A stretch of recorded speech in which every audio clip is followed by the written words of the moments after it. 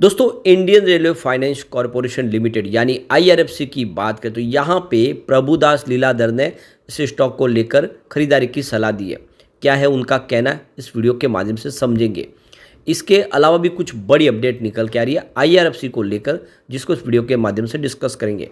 अब जैसे कि इलेक्शन 1 महीने के लिए रह गया, उसके बाद में नई सरकार का गठन होगा और जिस तरह से इस बार रेलवे कैपेक्स बढ़ाया गया है तो आप समझ सकते हो कि वो सारे प्रोजेक्ट जो है ना सरकार ने ऐलान किया वो शुरू हो जाएंगे। तो ऐसे में आईआरएफसी के लिए कामकाज बढ़ता हुआ दिखाई देगा और ऐसे में क्या इसकी प्राइस बढ़ेगी।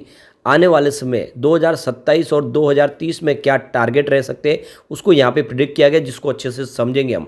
और क्या लॉन्ग टर्म के लिए आईआरएफसी में निवेश कर लेना चाहिए, जानने की कोशिश करेंगे इस वीडियो के माध्यम से। जो बड़ी डील हो रही है वो क्या इशारा करे, क्या बड़े फंड हाउस इस गिरावट का फायदा उठा के इन्वेस्टमेंट करें, जानेंगे इस वीडियो के माध्यम से। लेकिन फ्रेंड उससे पहले अगर आप पहली बार हमारे चैनल पे आए तो चैनल को सब्सक्राइब कर दीजिए, एक बेल आइकॉन दबा दीजिए ताकि जब भी नया वीडियो बने पहला नोटिफिकेशन आपको मिले। वीडियो पसंद आए तो लाइक से जरूर कीजिए। चलो फ्रेंड्स वीडियो स्टार्ट करते हैं। मैं हूँ आपका दोस्त एस.बी. दवे और हमारे अपने चैनल ऑनलाइन कमाई में आपका बहुत बहुत स्वागत है।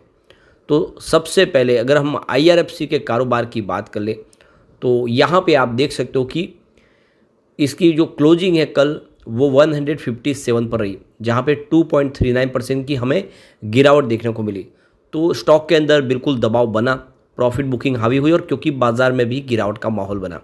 वैसे आप देख सकते हो कि 161 का इंट्राडे में हाई बना था, यानी स्टॉक की शुरुआत तो पॉजिटिव हुई थी लेकिन वो तेज़ी रह नहीं पाई और आप देख सकते हो कि गिरावट हुई।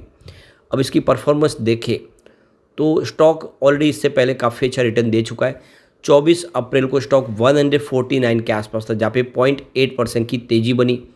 25 अप्रैल को स्टॉक में फिर से 0.8% की तेज़ी के साथ हमें 150 का टारगेट देखने को मिला और 26 अप्रैल को स्टॉक ने शानदार प्रदर्शन किया, ज़बरदस्त तेज़ी के साथ स्टॉक 158 तक पहुंच गया 5.2% की बम्पर तेज़ी के साथ। फिर 29 अप्रैल को स्टॉक ने फिर तेज़ी बताई, स्टॉक 160 तक चला गया 1.8% की तेज़ी के साथ। तो ये क्लियरली आप देख सकते हो कि करीब 8-9% की शानदार तेज़ी बनी। उसके बाद में 30 अप्रैल को आ गई प्रॉफिट बुकिंग, स्टॉक आ गया 157 पर फिर से 2.3% की गिरावट के साथ। तो पिछले दिनों जो तेज़ी बनी उस वजह से यहाँ पे प्रॉफिट बुकिंग किया शॉर्ट टर्म इन्वेस्टर ने।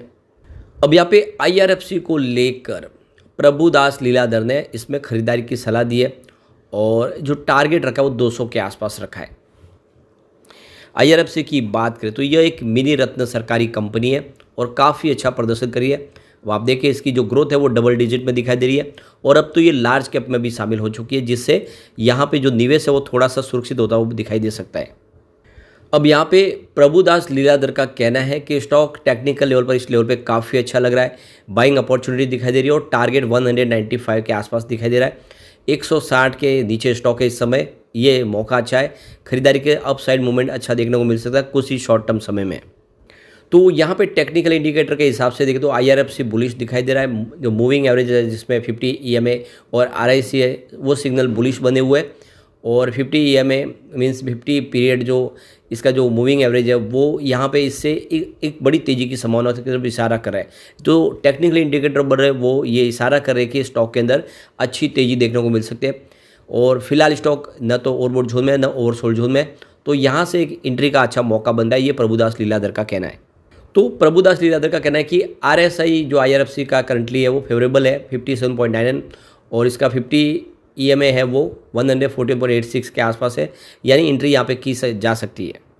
तो यहाँ पे प्रभुदास लीलाधर ने इस लेवल पे खरीदारी की सलाह दी है। उनके हिसाब से जो टेक्निकल इंडिकेटर है वो काफ़ी ज़्यादा बुलिश है और एक अच्छी तेज़ी देखने को मिल सकती है।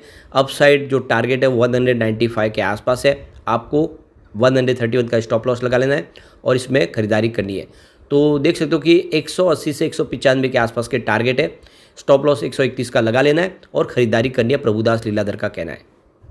अब यहाँ पे आईआरएफसी ने जो अपनी ऑल टाइम हाई बने 192.80 के आसपास है और आप देख सकते हो उस लेवल से देखें तो अभी 31.21 रुपये यानी करीब 31 रुपये स्टॉक आपको नीचे मिल रहा है। यहाँ से एक अच्छी तेज़ी की संभावना बन सकती है और आप देखें तो पिछले एक साल में इसने 369% का शानदार ऑलरेडी रिटर्न दिया है और काफ़ी बेहतर प्रदर्शन किया है। अब यहाँ पे देख सकते हो कि जिस तरह से प्रभुदास लीलाधर के 185 से 195 के टारगेट दिखाई दे रहे, तो यहाँ से 220 तक जाने की संभावना बन रही है। तो ये जो इस समय सिग्नल दिखाई दे रहे हैं 160 के आसपास खरीदारी करें तो आने वाले समय 220 का टारगेट देखने को मिल सकता है। अब IRFC की बात करें तो ये एक NBFC है जो रेलवे की इंफ्रा कंपनियों को फाइनेंस प्रोवाइड करती है, जिसमें आप देखो रेल विकास निगम लिमिटेड, रेलटेल, इसके अलावा कोंकण रेलवे कॉरपोरेशन और पीपावाव रेलवे कॉरपोरेशन, इन सब कंपनियों को फाइनेंस प्रोवाइड करती है। और Q4 भी आने वाला है, तो देख लो कि मई महीने में Q4 रिजल्ट के आने की पूरी उम्मीद है। और देख लो कि फाइनल 2024 देख लो इस बार जिस तरह से कामकाज ठीक लगा था तो बेहतर उम्मीद कर सकते हैं। पिछला अगर Q3 की बात करें तो Q3 थोड़ा सा कमज़ोर रहा था, तो अब जैसे रिजल्ट आएगा उसको अच्छे से समझेंगे, लेकिन रिजल्ट बेहतर रहने की पूरी उम्मीद है। अब यहाँ पे IRFC और RVNL दो ऐसे स्टॉक है जिसको सरकार की तरफ से जो इस बार रेलवे बजट में बड़ा ऐलान किया गया है, करीब 2.55 ट्रिलियन रुपीज़ का जो बजट का ऐलान है, जिसका फ़ायदा सीधा हो सकता है। और आप देख सकते हो कि IRFC और RVNL दोनों ही आने वाले समय अच्छा कर सकते हैं। अब जैसे कि सरकार ने 3 नए रेलवे कॉरिडोर बनाने का ऐलान किया, सीमेंट, फ्यूल और इसके अलावा मिनरल्स और दूसरे पोर्ट कनेक्टिविटी के लिए और हैवी डेंसिटी जहाँ पे पॉपुलेशन है उसके लिए। तो ये जो पोर्ट्स बनेंगे इसके लिए भी दोनों कंपनियों को फ़ायदा हो सकता है, IRFC को भी और RVNL को भी। तो यहाँ पे जो रिपोर्ट कह रही है कि ये दोनों कंपनियां, चाहे IRFC हो या RVNL, जो सरकार की तरफ से अनाउंस हुए, जो बजट में एक बड़ा ऐलान किया गया जिस तरह से रेलवे के प्रोजेक्ट कंप्लीट होने वाले, तो ये दोनों स्टॉक इस लेवल से काफ़ी अच्छा रिटर्न दे सकते हैं और इस लेवल पे खरीदारी करनी चाहिए। तो काफ़ी अच्छी अपडेट है और ये इशारा करिए कि आपको IRFC में और RVNL दोनों ऐसे स्टॉक है जिसमें निवेश करना चाहिए। अब कुछ डील की तरफ चलते हैं। तो सुबह 9:15 पर 160 की प्राइस से 2,85,000 शेयरों की खरीदारी हुई। उसके बाद 9:15 पर 160 की प्राइस से 5,34,000 शेयरों की बिकवाली हुई। उसी समय 9:15 पर 160 की प्राइस से 2,67,000 शेयरों की एक बिकवाली और हुई। लेकिन उसके बाद 9:28 पर 157 की प्राइस से 3,71,000 शेयरों की एक बड़ी खरीदारी हुई। उसके बाद 10:09 पर 158 की प्राइस से 2,80,000 शेयरों की एक बिकवाली हुई। उसके बाद 10:31 पर 157 की प्राइस से 3,81,000 शेयरों की एक बिकवाली और हुई। लेकिन उसके बाद 1:56 पर 158 की प्राइस से 2,63,000 शेयरों की एक बड़ी खरीदारी हुई। तो उसके बाद 2:36 पर 158 की प्राइस से 2,79,000 शेयरों की फिर से एक शानदार खरीदारी हुई। और फिर 2:40 पर 159 की प्राइस से 3,12,000 शेयरों की एक बड़ी खरीदारी और हुई। तो भले स्टॉक में गिरावट हुई, लेकिन आप देख रहे गिरावट का फायदा उठा के बड़े फंड हाउस ने काफ़ी अच्छी खरीदारी की है, जो एक बहुत बड़ा पॉजिटिव ट्रिगर दिखाई दे रहा है। आने वाले समय इसमें शानदार तेजी बन सकती है, ये क्लियरली दिखाई दे रहा है इस डील के माध्यम से। अब 2027 में इसके क्या टारगेट रह सकते हैं, तो यहाँ पे जो अंदाज़ा लगाया गया IRFC के, तो जनवरी में देख सकते हो कि 2027 के जो टारगेट है वो 500 के आसपास रहने की संभावना है और नवंबर तक वो 600 तक जा सकता है। यानी अगर आप 2027 तक यानी 3 साल के लिए अगर स्टॉक को होल्ड करते हैं तो ये 600 तक स्टॉक जाता हुआ दिखाई दे सकता है। अब बात करें 2030 की, अगर हम 2030 तक के लिए स्टॉक को होल्ड कर ले कम से कम 6 साल के लिए, तो जनवरी का टारगेट इसका 900 रुपये के आसपास है। और यहाँ पे आप देख सकते हो कि जो नवंबर का टारगेट निकल के आ रहा है वो यहाँ पे देख सकते हो आपको 1050 के आसपास है।